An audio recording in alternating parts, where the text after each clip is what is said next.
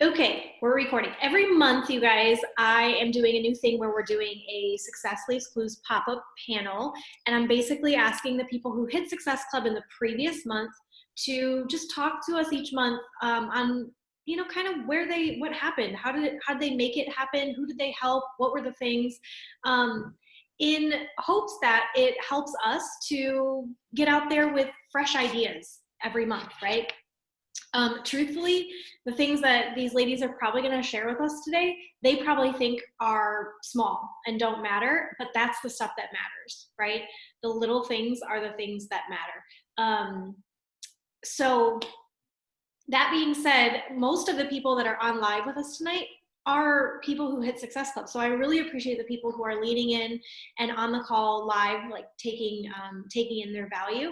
But I also believe that we can each learn from each other. So even though maybe you have hit Success Club last month, the game is always, can I do it again, right? And how do I do it again? And so kicking that off, I'd love to start with Amanda, who she's hit Success Club every month since 2020 started. And I went to look back, and I believe, and you can correct me if I'm wrong, Amanda, but I believe November and December were a little rockier for you in terms of hitting Success Club. And so coming into the new year and just having that fresh drive, can you talk to us about what it's taken for you to hit Success Club 5 months in a row right now? Of course. So I think the first step is always having a vision.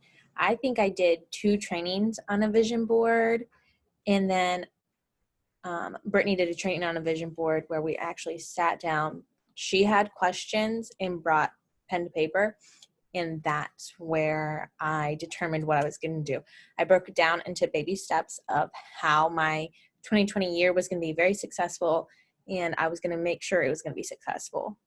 And what it took was me doing the little things. So I needed to hit Success Club.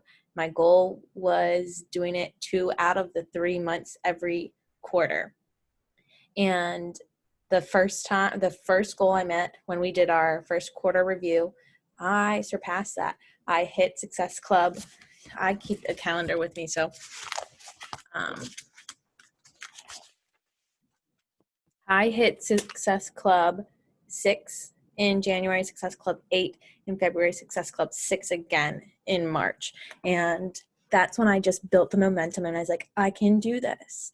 So I got off that call so fired up with all that I did, because I also added the 2 coaches that I wanted. I showed up for my power hour. And as you guys knew, I was a teacher, I was working at a brewery, and I was coaching. So 3 days a week I dedicate to coaching, which really isn't a lot, but it's enough to move your business forward and to hit your goals.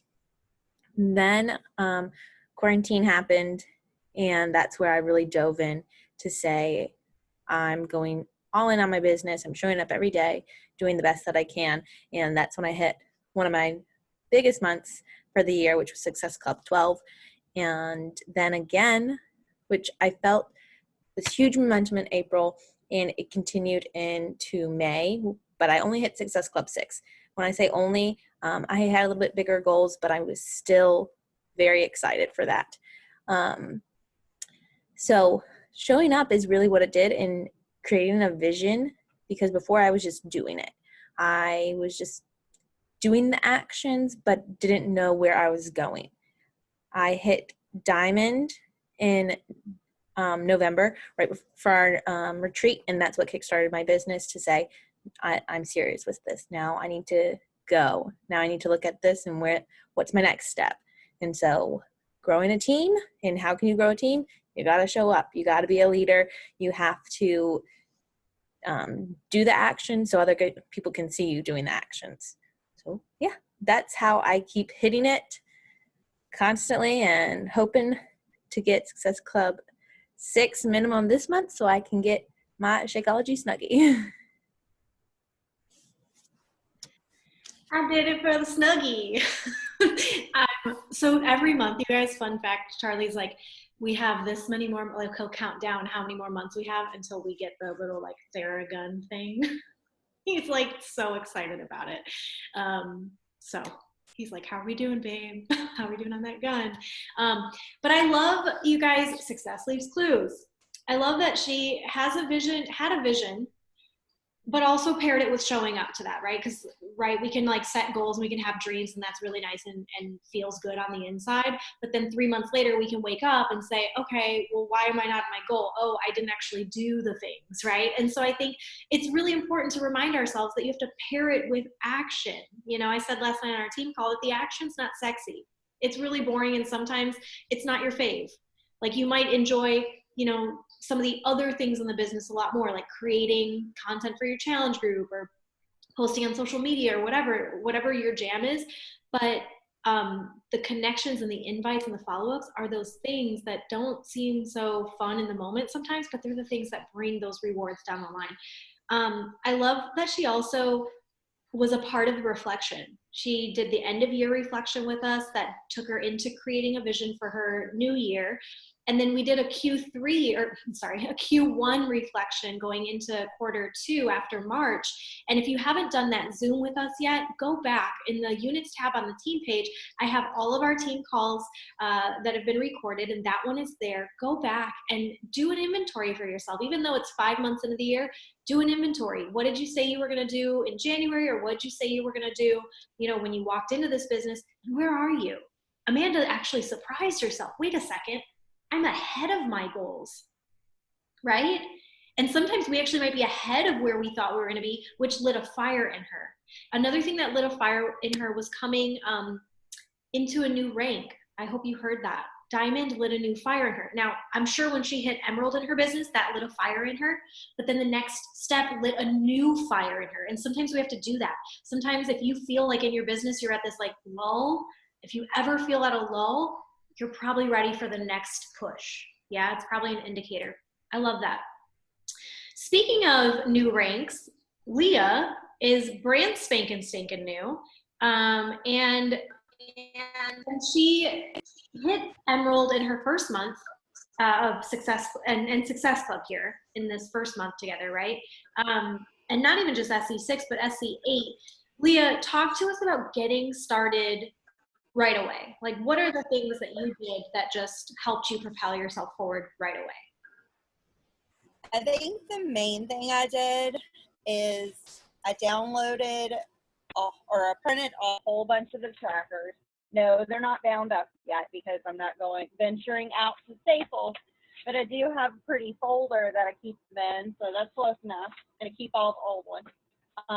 So I printed out a whole bunch of those, and I committed to being on the team calls. I did the coach quick start. I decided I was just going to go all in. I was just going to do it, even if when it felt like I didn't want to, or it felt like nobody was watching my stories or anything like that. I just kept going.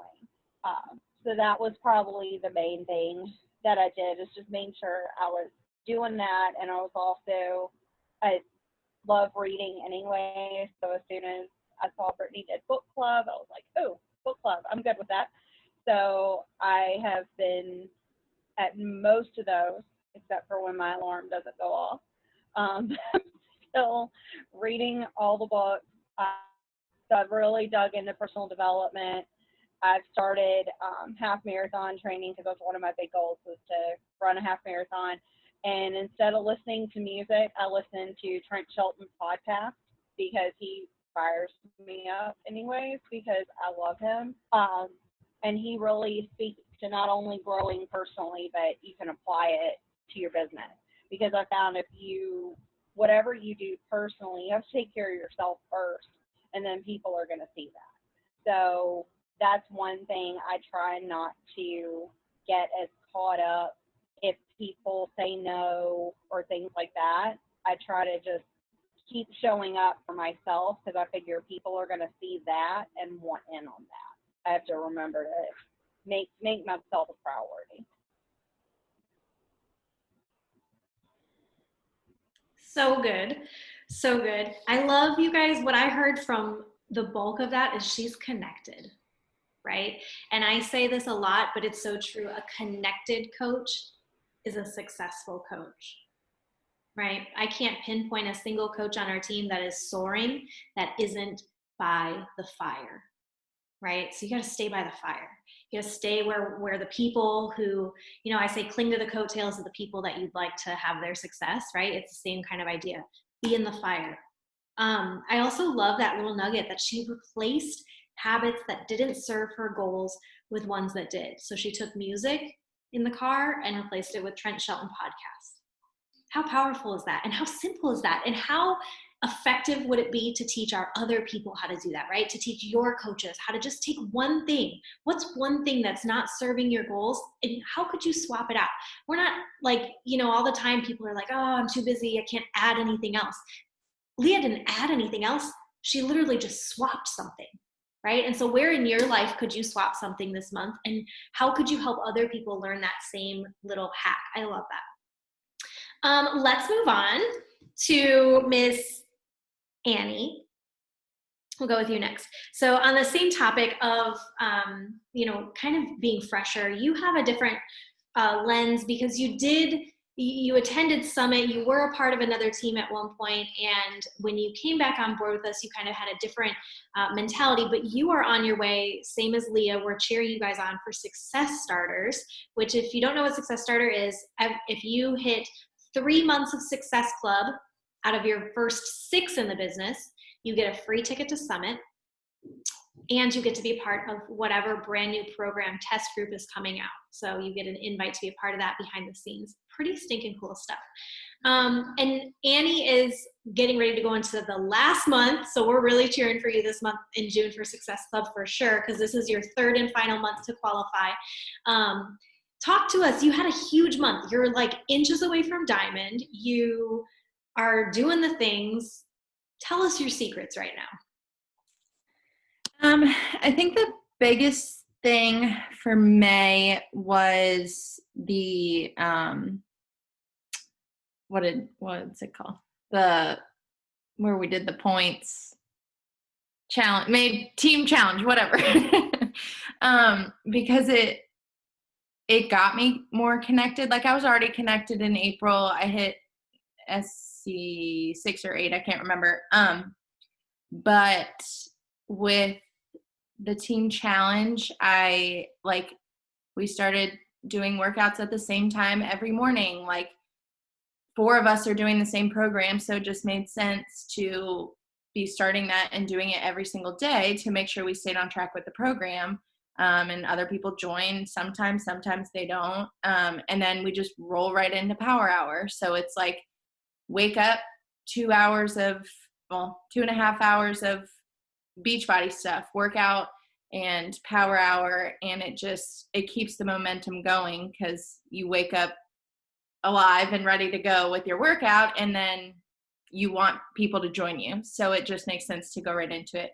And even though that kind of started with the team challenge, it's carrying into June. So building that momentum, just because I wanted points, was able to stay consistent into the next month. I think also the biggest thing is for me right now is not assuming that people don't want this, because like some of the people I signed up this month, like I signed up my friend who's a guy who obviously is not in our challenge group and didn't even isn't doing this for the accountability. He wanted creatine and Energize and Recover, and I signed him up as a coach because I was like, dude, if you sign up, like you don't have to pay the $40, and then you just pay $16 a month, and if you want those supplements, like it's perfect. And so not being afraid to ask anybody that you know, because you don't know that they don't want it. And that was probably my biggest thing this month, was like going through my contacts again and really just sucking it up and asking people who, in my mind, I was like, they're not going to want this. Like, why would they want to join me in this? They either are already like super buff and do their own thing, or they were like how I was when I started and wouldn't get off the couch for 10 minutes.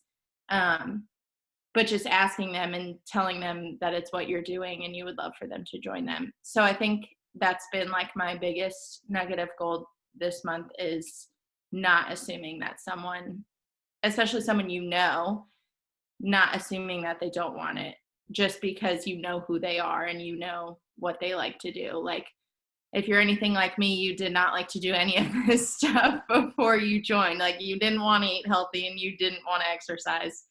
So that's been the biggest nugget this month. Annie, can you elaborate a little for us? You talked, it sparked something in me when you were saying that you were talking about the way you invite to coaching a little bit, as you were talking through this guy who got the creatine, and you said it's only $40, or it's $40 later, so why not just do it now? You've enrolled quite a few coaches, especially this last month. Can you give us that process of how you take somebody from wanting to maybe get the products to making sure you invite them to coaching before you set up their share cart? Can you walk us through that? Yeah, I always invite them and say, like, hey, I'm doing this, I'm setting up my group for the next month, or I just started my group. I would love for you to join me. We're focusing on this month. Like last month, we were focusing big on nutrition. This month, we're focusing big on self-care. And I get the invite out. If they say they want more information, or, well, I never say, do you want more information? I say, can I send you more information? If they say yes, I get their email, and I use the scripts that Brittany has on, I think, one of the Facebook pages. The email scripts of just, this is what it looks like to be in our group. And if they respond and say, this sounds great, usually they say, how much does it cost? And I say, hold on, like, let's walk through what your goals are so that I'm not wasting your time and you're not wasting your money. Like, I want to make sure this investment is worth it for you. So let's talk about where would be a good place to start so I can pick the right program for them. And then when they say they want to do it and I usually send the graphic of whatever program, like from the back office, the graphic of the 3 different challenge packs. I usually send that, and if they say they want one, I will say, okay, last thing, you can sign up as a coach, and that's what I recommend. I always say, like, this is the way I think you should do it and the way I believe it's the best deal for you. I tell them it's $40 if, Leah, I do it via email. I take everything via email after I get their email address, unless they message me on Instagram instead of email. Anyways, so I tell them that I recommend becoming a coach. They don't have to work the business like I do if they don't want to, but they may end up wanting to, because I didn't work the business when I first started. I just wanted the discount on shakes, and I make sure to tell them that. I tell them they can cancel whenever they want. If they find out they don't love the products and don't want the discount, then they can cancel their coach membership. It's easier than canceling shakes, honestly. Like, you can cancel it like that. And I tell them it's going to be $40 if they decide to do it later, because it's waived with a challenge pack or completion pack. And I obviously tell them it's $16 a month, but I also tell them, I give them the exact cost of like what Shakeology would be without it and what it would be with it. Because I think it's easy to say Shakeology is almost $140, but you're going to get a discount, but you're paying $16 a month. And they're like, why would I do that? I'm paying $16 a month, but you're still saving $20 if you get Shakeology every month and are being a coach. So if they're committed to the products, they are saving money by spending $16 a month. It's not quite as easy if they do the performance line, because it's kind of closer in cost. They're not saving quite as much, but I make sure to tell them the exact numbers. Like, if you're going to keep up with shakes, you're paying $16 a month, but you're spending almost $40 less on the shakes. So it does come out in your favor. And so far, probably I'd say like 3/4 of the people that I've invited who have signed up have chosen to do the coach option. And none of them have gone inactive yet. And that could be because of all these shipping delays and everything. They just are, it's a mess. But no one has gone inactive yet. No one has dropped it. No one has asked me to drop it yet. Like, no one has said I want out, even though they have the products and everything. Yes, knock on wood. But I always tell them it's recommended because they can't go back and not spend $40 unless they get a completion pack. Sorry, that was long-winded, but I hope it helped. No, that's so good. I hope, guys, was that like so good? I love how she takes the time to give them the details, right? And sometimes I think we just like want to throw our net like so wide, and it's like sometimes we just need to laser focus in on the one person that is really ready to invest, rather than like trying to, you know, chase after all these little things and not getting very far. It sounds like you're going very deep in your conversations with people, which I love, because the amount of time it takes me to get somebody from yes, I want more info to actually purchasing their pack isn't just a quick conversation. Very rarely does somebody like turn around and just buy something. That's very rare. It does take time. So I love that. I also love that you put yourself in the posture of an expert. This is what I recommend. Why? Because this is why I love it. This is what I get from it. This is what I've gained. I love that. So good. And then the thing is, you guys, yeah, knock on wood that nobody goes inactive, or knock on wood that people, you know, don't cancel. But here's the deal. People will go inactive on your downline, and people will cancel on your downline. And that's normal.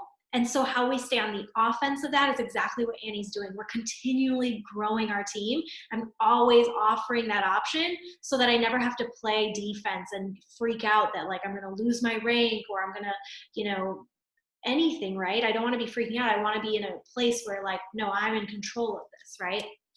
Because yeah, we can never count on that. Okay, we're going to wrap up with Sarah. This should be a treat because I let her drink for about 25 minutes first.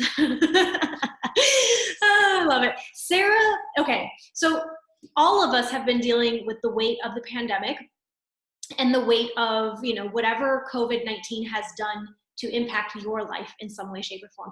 And now let's pour on top of that another layer of heavy that our world's experiencing, not even our world, literally America is experiencing right now with Black Lives Matter and this division of racism that's just not gone.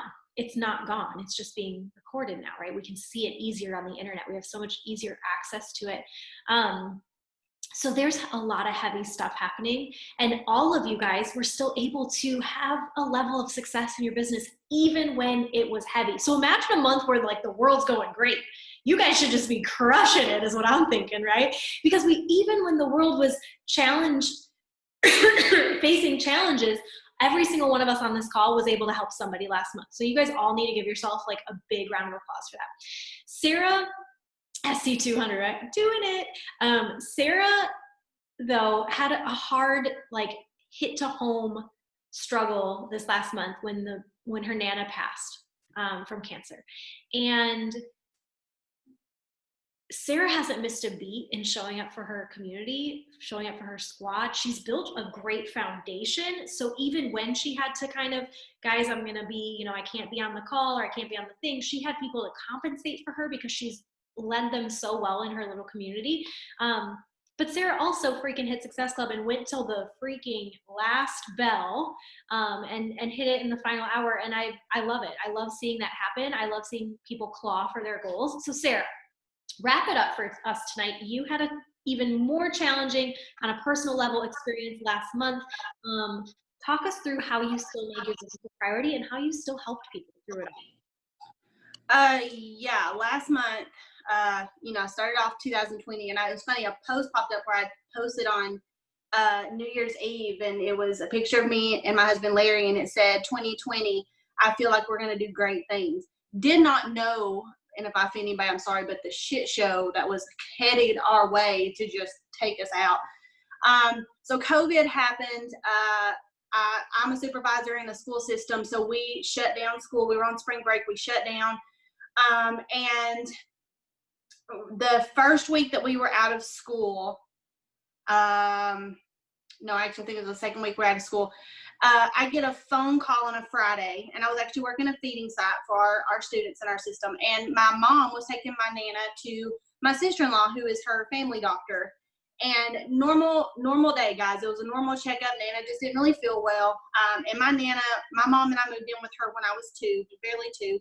And so she has been really the mom in the relationship, and that's why you see my mom and I acting as crazy as we do, because we got to really do the best friend thing, and my Nana stepped in and was the mother figure.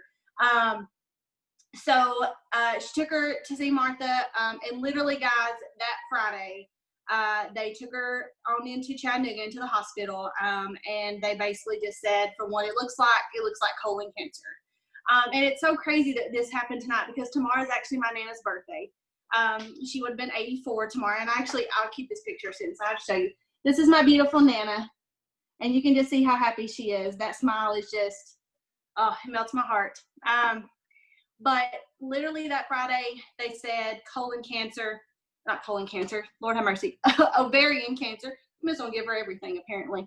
But let me just tell y'all, had I known in all this that she had ovarian cancer, I was very cautious around her because of her age and all of her issues, not to be too close to her. I spent time with her, but I'd sit on the front porch. If I had known that whole time, y'all, I'd been in her lap, licking her on the face. It would have been crazy. But I avoided her. I just had to stay away just because I didn't want to give her anything. But guys, it literally, on that Friday, they told us that 3 weeks later, my Nana was gone. It was that fast. I had a few meltdown moments with Brittany where I messaged her and said, here's what's going on. I'm still here. I'm still pushing. But my head is not there. But guys, let me tell you the one thing that hit me the day that I got that phone call from my mom, and she said, so here's the deal. It's not good. But and if I get emotional, I'm sorry. It's still pretty fresh. But from the moment they said cancer, it was, I went into just meltdown mode, and then I went into fighting mode. What are we going to do? How are we going to get her better? How do we get her home? And literally there was about 3 days, and I left my group. I said, guys, I need some time. And my girls picked it up. They still did their morning workouts. They still did their afternoon workouts. They were showing up in the group. They carried on as if I was not even there anymore. And in those 3 days, the one thing I realized was that I literally have control over nothing. In 3 weeks, my Nana went from fine to gone. And our whole world has just been, because it's what we all rotated around. She was it. And now that she's not here, we all kind of just bouncing around. Like Memorial Day was awful because she always planned it, and none of us knew what to do. We didn't know where the trays went. We didn't know where anything was because my Nana's not here to tell us. So it's been a whirlwind. But in those 3 days that I just literally pulled back from everything, I realized I have literally control over nothing, but there are a few things I do have control over. I have control over showing up on those workouts. And let me tell you, those workouts, and I told Brittany this, when we do those Friday workouts, that's literally the only time that my mind's not going to my Nana. Not saying that I don't want to think about her, I do, but right now I'm not to the point from losing her where when I think about her, I don't break down. It's still that point where I just think about her and I cry. Will be excited for the day when I think about her and I smile, but right now I'm just not there yet. So those workouts were the one thing that I could control. I could get up and push play, and I knew like clockwork every single day it was going to happen. I could show up on my team page. I knew my girls were going to be there. They also held me accountable because they knew I needed it. I could show up on the Friday workout sessions and show my girls I was showing up on the Friday workout sessions. So there was very little that I could control, but things within Beachbody were things I could control. I could control drinking my Shakeology. I could control doing my Energize. I could control sharing things on social media. I could control all of that. but the things I couldn't control, I needed to just deal with. And I learned very quick during my workouts, I would find myself smiling and then feeling bad about it because I thought I shouldn't be happy right now. But guys, that was the one time I felt good. I felt good physically. I felt good emotionally during that time. So I would find myself almost feeling bad about it when I really shouldn't. It made me feel good, and you shouldn't feel bad about feeling good. So literally, I told Brittany this in a message. I said, right now, the only thing I can control in my life is Beachbody. That's it. Everything else, my work, my job shifted when all this happened. I went from an academic focus to a nutritional focus, making sure our kids were fed. Everything else was completely out of my control. I didn't have control on anything. But the one thing I did have control over was Beachbody and what I was doing with my business. And so since that was the one thing I could control, I threw myself into that. And I was very vulnerable. I let people know that it's okay to not be okay. And, you know, when you have all these other things going on, when you have other things that are out of your control, grab hold of things you can control and just squeeze the crap out of it and don't let it go, because it will make you feel better knowing that you have that one little thing. It was so funny. The very last conversation that I had with my Nana, when she could physically talk and she sounded like my Nana, like anytime I called her. When she answered the phone, I was sitting there waiting for a phone call because the nurse was going to let me talk to her. And I didn't know how she would be that day because some days she really couldn't communicate, and then some days she could. And the nurse was trying to call me, and I had a live class that I was doing at 4:30, and at like 4:25, my phone rang, and I said, oh my gosh. So I picked up the phone really fast, and it was my Nana, and I was talking to her, and the very first thing out of her mouth was, aren't you supposed to be doing a workout right now? Very first thing out of her mouth. And just because my Nana knew what was important to me, and she knew I felt good when I did my workouts. And so when other people see how that is important to you, that just told me right there, like, she saw that. She knew that about me, and it's all because of what I said. Obviously, I had said something to her that made her know that that was really important. So in all this crazy crap that's going on, guys, just cling to the things you can control, and just honestly be vulnerable. That's my biggest tip to y'all, is be vulnerable. People understand that, and they want to have some kind of control in their life, and this is something that they can control. So that was long-winded, but it was. There you go. And I didn't cry, so that's good. I love it. Sarah, thank you so much for letting us in on all that and giving people a glimpse of you know, just what happened in that story. Thank you for sharing that. I love you guys that in that time, she clung to the things that she could control. So many times I watch people go through something heavy or difficult in their life only to push Beachbody on the back burner. And last night we talked about, like, don't be like Karen, right?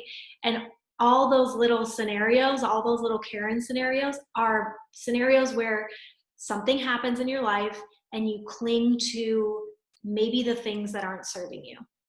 Right? And so instead of clinging to hitting snooze and just staying in bed depressed, she clung to morning workouts. Instead of clinging to isolation, she clung to showing up on her team page and onto calls.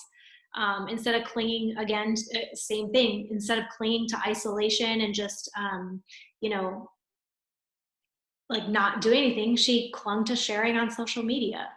I love that, right? Because coming out of this now, she has a tribe that is with her through it. I wrote down, build a community you can take a vacation from and it still goes on. How powerful would that be if your community, you could walk away from them? Because let's be real, something challenging will happen in your life while you're a Beachbody coach.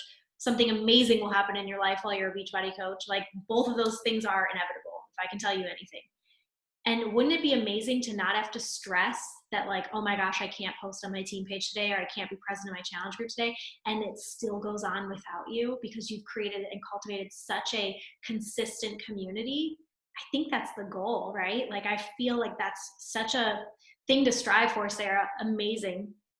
I think it's also powerful that you said that you felt bad for being happy. Can you talk to us really quickly? I know, guys, we're over time on this, and I hope you're finding value in this the way I am.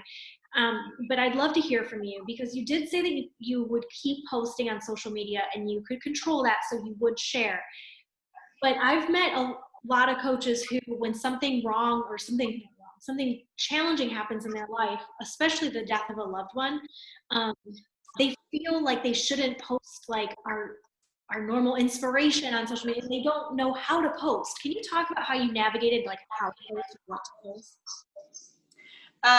Yeah, I mean, it was honestly a hard decision. And literally every post I started to make, I would second guess myself like 753 times. Should I post that? Should I post that? And it literally one day, and honestly, my mom was sitting here and I was getting ready to post, and I said, I feel bad about posting this because it was something funny, or it was something about me doing, the biggest one was me doing my workout classes. I mean, the only class I skipped was the day of Nana's funeral. I did not skip my morning workout. I did not do my afternoon workout. But I had posted that week that I was doing workout classes, and I thought, oh my gosh, people are going to be like, you just lost your Nana. Why are you doing workout classes? And honestly, guys, I kind of got to a point where I wanted to post them because I wanted people, honestly, because you all know how people are. They're nosy as crap, and they're going to get all up in your business anyway. So I wanted them to ask me, like, why are you still doing workout classes this week? And then I was going to tell them, that's the only time I feel good. And so, and then that, honestly, because I had a couple ladies who did that, and when I started that conversation, they were like, oh, and I said, so, and then I would just bring up, like, do you have anything going on right now that just makes you feel crummy? Well, this is something that I do that makes me feel good, that takes my mind off that. So it was a good conversation starter, and two, I think, because I had a good friend that was going through something similar. It was a year after losing her dad to cancer. And she kind of said the same thing. She was like, I was nervous about posting. Were you nervous? And I said, yes, absolutely. And then I told her the same thing. I said, this is the only thing I can control. I can control doing my classes. I can control. So honestly, I kind of wanted them to ask me, why are you still doing these things? Why is that important to you? You literally just lost someone who meant the world to you. Why are you not, I think people really want you to be in the fetal position somewhere. And I flat out was not going to do that. One, my Nana would not want me to do that. And two, I don't expect anybody else to do that either. So honestly, kind of wanted them to ask me, and I wanted them to see that, crap happens in your life and it sucks. And yeah, I mean, it's okay to sit down in the middle of the day and just cry if you need to, but also you just need sometimes to hunker down and grab hold of things that make you happy and keep moving forward. That's the biggest thing. You might be tripping. It might pass like a kidney stone, but just keep going. You have the best way with words, Sarah. I didn't even finish mine yet, and I'm still going. You guys, when she said that her Nana on the phone was like, aren't you supposed to be working out? Like, why are you talking to me? Like, why are we talking? You got a workout to go do. Like, again, that's just so powerful when others know that this is important to you. Like, you being on this call right now, whoever's in your household with you, I hope they know why it's important for you to spend, the last 45 minutes on this call on a Tuesday night. I hope they know why it's important when you look like you're scrolling social media, but really you're working, right? Like, it looks like you're scrolling, but it's work. Do they know why that's valuable to you? And a lot of times it's not by what we say, it's by what we do. So her Nana knew that was important to her because of her actions, because she showed up to her workouts, because she is baller on social media, posting all the time and, calling people out, trying to get them to rise up to their greatness. I love that about you, Sarah. That's awesome. Guys, thank you so much, all of you guys, for contributing. What I want everyone that's on this call and anyone that's listening to this replay to make it a goal that you're going to be speaking in July, on the first Tuesday of July, because you rocked out Success Club in June, right? Like, right now, make that deal for yourself. Like, I'm going to be somebody who's going to sprinkle nuggets of gold on our team next month. I want that to be you. And there's no reason it can't be, right? So thank you, guys.